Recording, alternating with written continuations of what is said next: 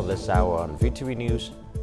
Prime Minister attends groundbreaking ceremony of Dong Dang LINH Expressway project. Agriculture holds ample opportunities for green exports. In our news, Japan issued tsunami alert after powerful earthquake.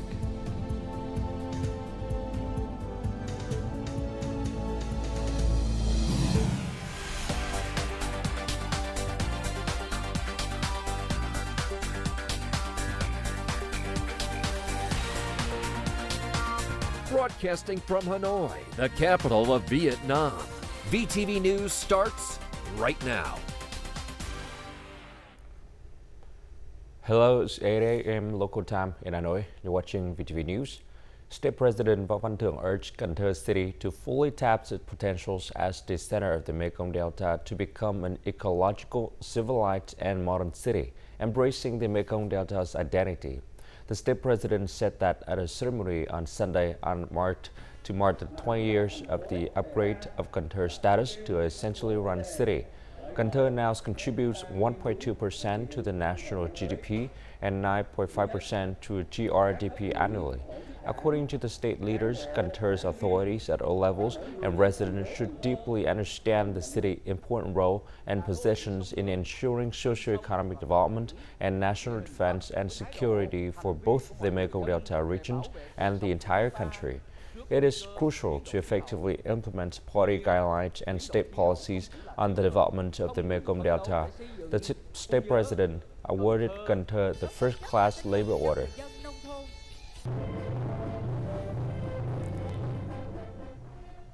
On the first day of the new year in 2024, State President Võ Văn Thưởng visited Sóc Trăng province to encourage and attend the handover ceremony of 1,200 houses to the poor and individuals facing difficult situations.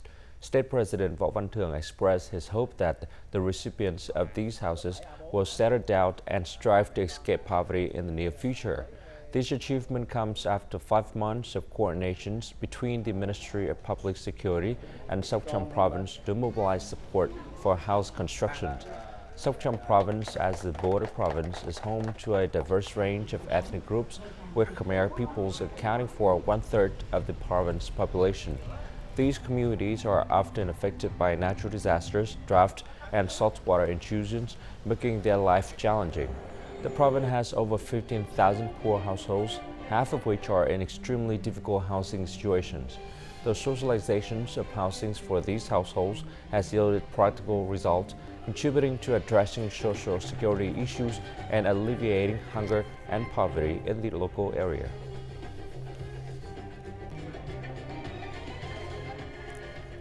Also on the first day of the new year 2024, in Đông Khê, Cao Bằng, Prime Minister Ching attended the groundbreaking ceremony of the Dong Dang LINH Expressway construction investment project.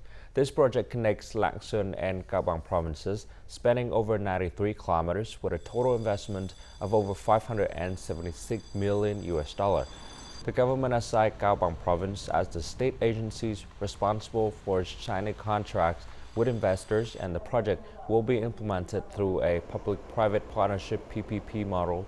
The project holds significant importance and fulfills a lifelong wish of the people from various ethnic groups in Cao Bằng province. Once completed, it will establish connections between Cao Bằng and neighboring provinces, regions, and even internationally. This will lead to a breakthrough in socio-economic development, ensuring national defense and security, and maintaining national border sovereignty for the province. During the ceremony, Prime Minister Ching congratulated and appreciated the efforts of the two provinces, relevant ministries, branches, and investors. In particular, the Prime Minister expressed gratitude to the people who donated their homes, yielded field and farming areas for this highly significant project.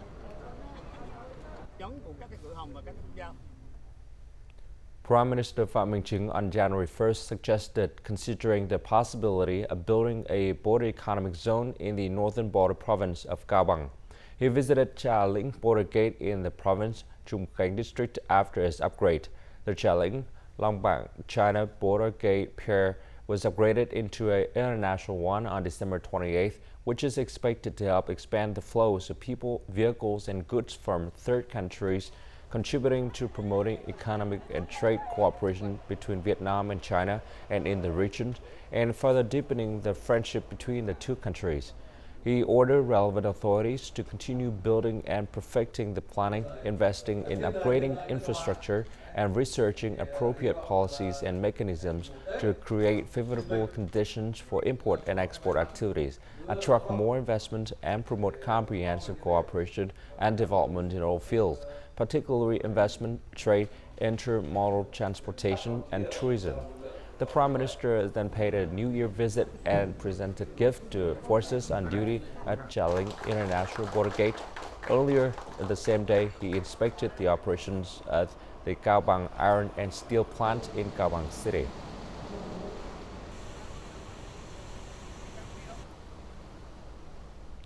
"2024 is expected to be a year of many challenges. However, credit growth is forecast to be better than in 2023. Letting interest rates have dropped to the lowest level in the past 20 years amid a positive economic situations. Therefore, it is expected that credit will flow strongly into the economy and become an important driving force for economic growth."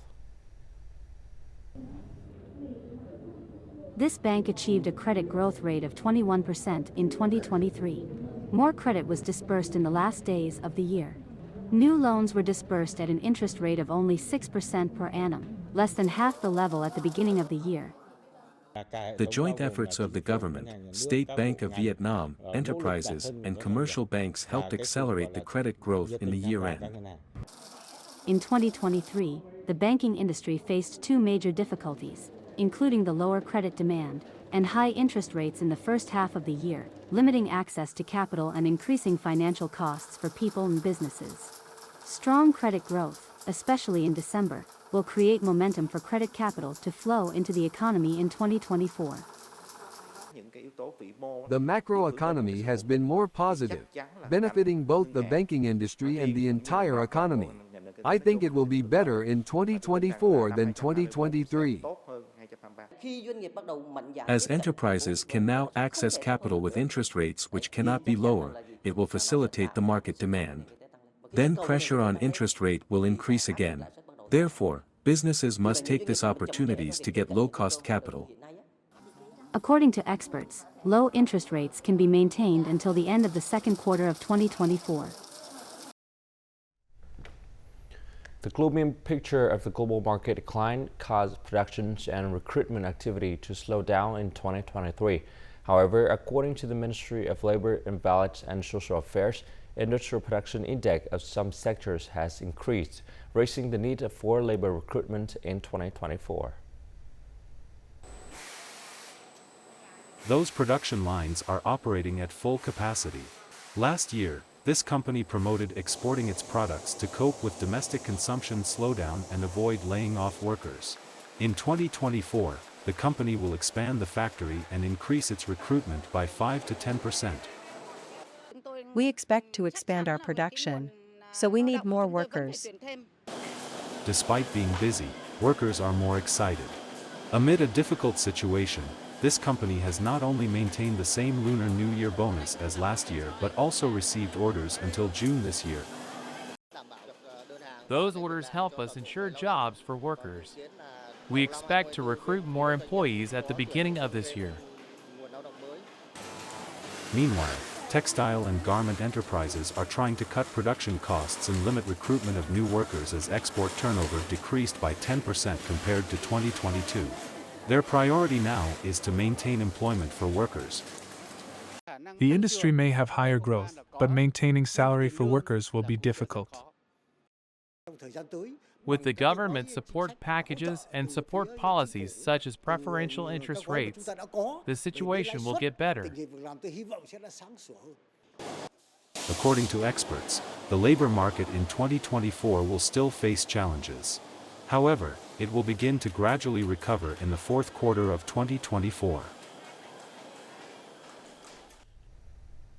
Agriculture exports brought in more than 53 billion US dollar in 2023, with a trade surplus reaching a record of over 12 billion US dollar, accounting for over 42% of the country's trade surplus. The value of the entire industry grew over 3.8%, the highest in the past decade. The sector has great growth potentials in 2024 as it has been developed in a green and sustainable orientation. Durian exports reached 2.3 billion US dollars in 2023, 5 times higher than the previous year. Switching to exports through official channels and satisfying new regulations in terms of planting area codes and origin traceability are expected to help fruit and vegetable exports to accelerate this year. Vietnam is negotiating with China to export its coconut, while the U.S. has allowed the import of fresh coconut from Vietnam. Thus, coconut exports can reach 800 million to 1 billion US dollars. It's a positive scenario. Vietnam needs to utilize its potential and advantages. There should be a focus to increase the value of some products such as rice, fruit, vegetables, fisheries, and livestock products. One challenge is that major import markets have more stringent requirements on reducing carbon footprints. Therefore, the rice industry has pioneered to develop 1 million hectares of low-emission high-quality rice.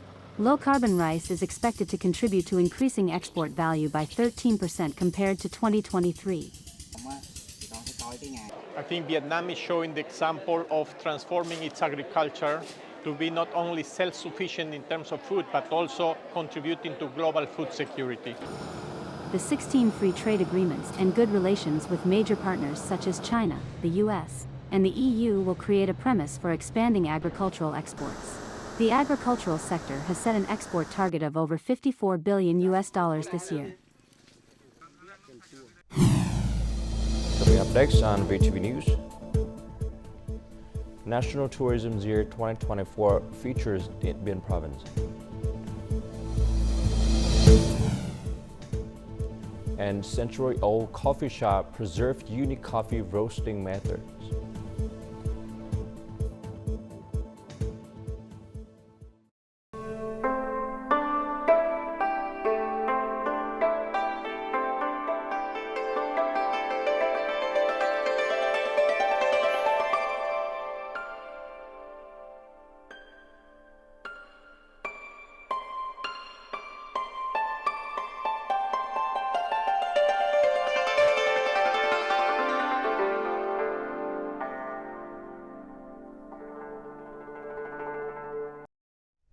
Welcome back to VTV News. Africa is the leading continent in the world for e-wallet development. Telecommunications carriers have transformed this form of electronic payment into a significant financial channel, bringing about life-changing impact for thousands of Africans. The contributions of experts from Vietnam has played a crucial role in driving this transformation. Over the course of half a century since the banking industry emerged in Mozambique, only approximately 20% of the country's population had a bank account. However, within just 10 years, e-wallets have garnered 12 million accounts, surpassing the number of bank accounts in Mozambique by 2.3 times. Now I use the Amola e-wallet for all transactions. It enables me to monitor my funds anytime and anywhere. The best part is that all transactions made through the Amola e-wallet are completely free. Amola, an electronic wallet, was developed by Movitel Company, which is a part of the Viettel Military Industry and Telecoms Group. Over the course of 11 years in Mozambique, Movitel has successfully expanded telecommunication access to 92% of the country, including remote and challenging areas. I work as a sales associate for Movitel. My main income comes from setting up e-wallets for customers, in addition to selling telecom products. Viettel is developing e-wallets in multiple African countries. Lumicash, the e-wallet of the Lumitel company, currently has 2.14 million accounts. Halapisa, the e-wallet of Halotel, has 2.7 million accounts. We are fulfilling our mission to create a digital society. This includes popularizing digital payments and digital financial services not only in Vietnam but also in countries where Viettel invests, especially challenging countries in Africa. Viettel is currently focusing on enhancing e-wallet payment solutions for customers. This initiative is expected to drive a payment revolution and empower tens of millions of Africans, including those in some of the world's poorest communities.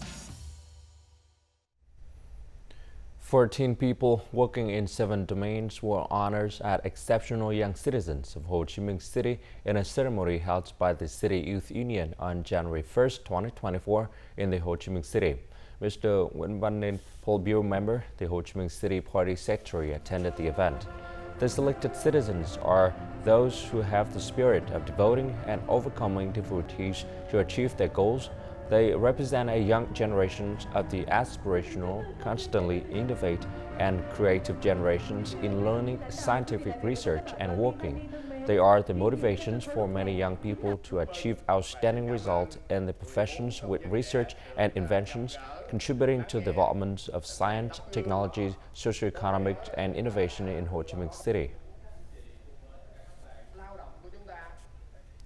The National Tourism Year 2024 is officially hosted by the Northern Mountainous Province of Điện Biên with the theme Điện Biên Unique Experience. This is an exemplary culture, economic, and social event at national and international scale, especially in association with the 70th anniversary of the Điện Biên Phủ victory, May 7, 1954, May 7, 2024.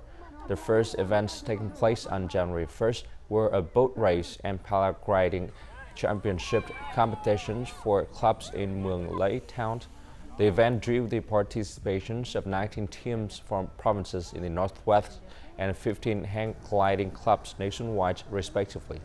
The festive events were also chances for festival goers to try paragliding and surfing, among other outdoors activities.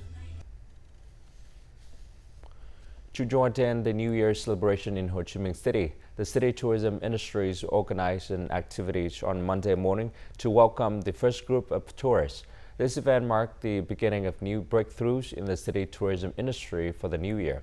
The international arrival terminal at Tân Sơn Nhất International Airport was bustling with guests entering the year 2024 early in the morning. This promises a vibrant new year for Ho Chi Minh City tourism industry. The first guests of the year were passengers from 2 flights of Vietnam Airlines and Vietjet arriving from Australia and France. These fortunate guests received gifts including international and domestic round trip air tickets and city travel gifts. From the moment they arrived at the airport, the delegations were immersed in traditional Vietnamese craft village activities such as calligraphy performances, folk art made from coconut leaves, and traditional musical instrument performances. In the famous tourist city of Da Nang, many domestic and international tourists arrived on the first flights of the year. The welcoming ceremony for the first guests from Hanoi and Incheon, South Korea, as well as Narita, Japan, showcased the city's friendliness and hospitality. During this year's New Year holiday, Da Nang received a total of 261,000 visitors, representing an increase of nearly 35% compared to the same period in 2023. Among them, domestic visitors came from Hanoi, Ho Chi Minh City, and neighboring central provinces such as Quảng Nam, Thừa Thiên Huế, and Quảng Ngãi, accounting for 123,000 visits. Additionally, there were 138,000 international visitors from South Korea, Taiwan, China, Japan, and India. The total number of international visitors to Vietnam in 2023 reached 12.6 million, 3.4 times higher than in 2022. This figure far exceeds the target of 8 million international visitors set at the beginning of the year. This outstanding result is attributed to the successful implementations of various measures aimed at expediting the recovery of the tourism industry. In 2023, Asia was Vietnam's largest source of international visitors. South Korea emerged as the top market, sending approximately 3.6 million tourists to Vietnam, which accounted for 28% of the total international arrivals. This is the best time of the year to visit. Last year, the tourism sector also experienced an upward trend in emerging markets such as India and Middle Eastern countries. Vietnam welcomed over 400,000 Indian tourists, more than double the number in 2019. I had a long-term interest to come to Vietnam because when I was a child, I read a lot about the Vietnam. In 2023, some tourist hubs experienced significant growth. Ho Chi Minh City welcomed 5 million visitors, while Hanoi welcomed 4 million. The total revenue from tourists surpassed $3.6 billion. According to experts, in order to accurately assess the recovery of the tourism industry and facilitate new advancements in this sector amidst global fluctuations, it is necessary to promote the use of statistical tools in tourism and foster intersectoral coordination in the service supply chain. The statistical tools will provide a means for authorities to better manage all aspects of tourism, contributing to improving the sector's performance. If we can overcome the weaknesses of 2023 and promote our strengths, I believe that 2024 will be a breakthrough year for Vietnamese tourism. In 2024, Vietnam's tourism industry aims to welcome 17 to 18 million international visitors, which is close to the record level achieved in 2019. Located at a small and cozy corner in the capital of Vietnam, a unique coffee shop has remained loyal to the local traditions of roasting the beans by hand for nearly a century. Join us in the following report to discover how the coffee shop's owners have preserved their traditional methods of making coffee. At the little coffee shop on Triệu Việt Vương Street, a special object has been preserved for more than 50 years, as it holds special meaning and tells the historic story of Phie's family. This wood-fired stove was made by my grandfather 40 years ago. Wood roasting brings out all the aromas of coffee. We roast coffee in a way that unlocks the exquisite flavors in the beans. Theo is the fourth-generation owner of Thai Cafe. While many coffee shops prefer coffee-making machines, he has preserved his grandfather's coffee roasting methods. Very few people in Hanoi use coffee roasting methods.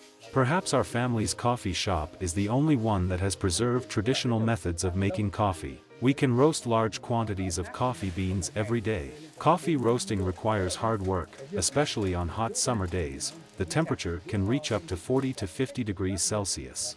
Roasting with wood gives coffee unique flavors. The coffee shop is embedded in the memories of many Hanoians, becoming an integral part of Hanoi culture. I've been drinking coffee at this coffee shop for nearly 30 years. Nothing has changed in terms of coffee quality. This coffee shop's wood-roasted coffee has unique flavors. I've come here to enjoy coffee since I was a student. It has been 30 years. Many people often gather here to chit-chat. Regardless of age and profession, everyone loves drinking coffee here in the morning. Hand roasting coffee is an art in itself, as controlling the heat of wood-fired stoves requires a lot of experience.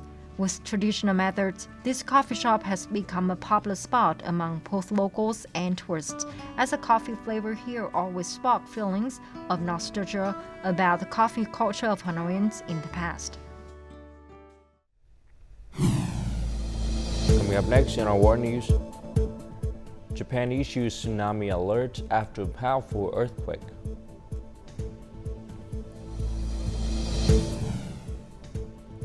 And enthusiasts revive the art of producing fish skin garments in Russia.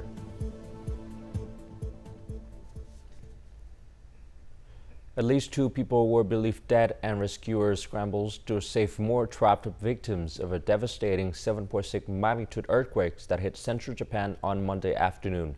Tsunami waves were recorded in some areas following the strong earthquake, which struck near Ishikawa Prefecture's Noto Peninsula. It has followed by several strong aftershocks. A total of 21 quakes above 4 magnitude rained out shortly after 4 p.m. local time. The Japan Meteorological Agency issued tsunami warnings for the prefectures of Ishikawa, Niigata, and Toyama. Houses have been destroyed, fires have broken down, and army personnel have been dispatched to help with the rescue operations. There were no abnormality reported at the Shika nuclear power plant in Ishikawa or at other plants after the latest earthquake.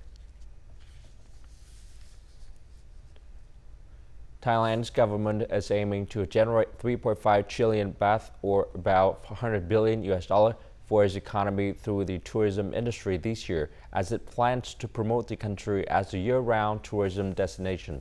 To achieve this goal, Thai authorities are rolling out a campaign in which lesser-known tourist destinations will be promoted alongside those which are already well-known among tourists.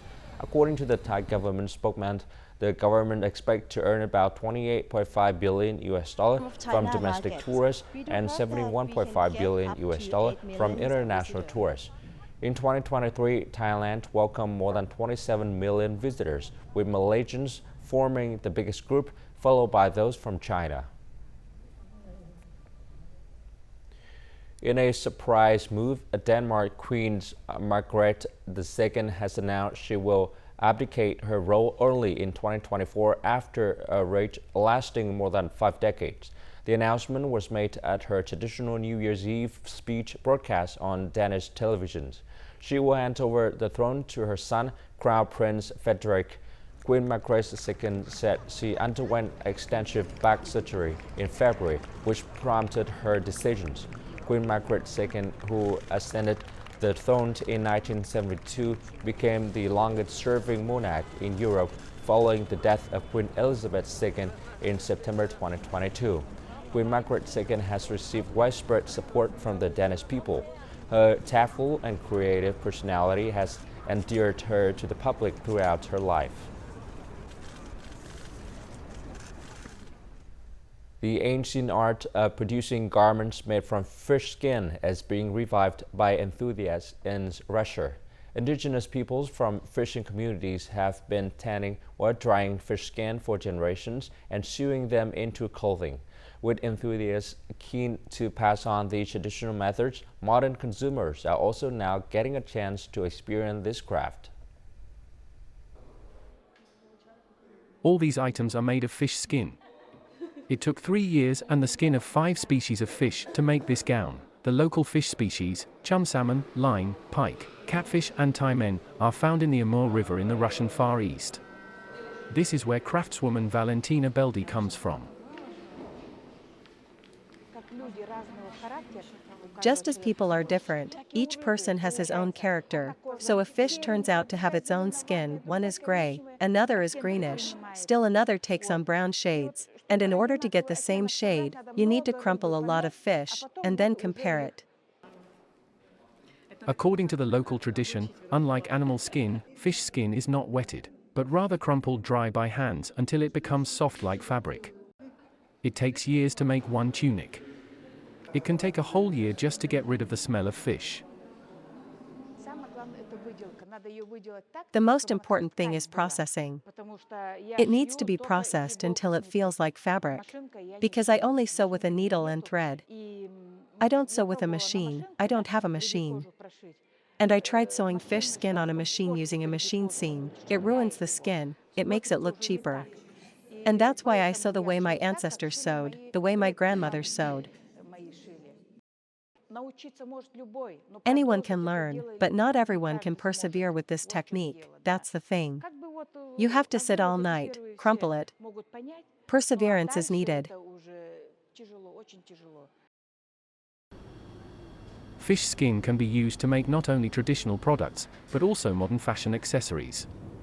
Sustainability-minded institutions and companies are also pushing to develop the emerging fish skin industry.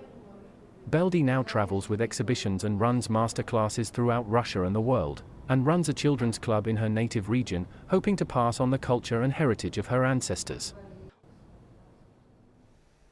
And now, as usual, let's continue with the weather forecast.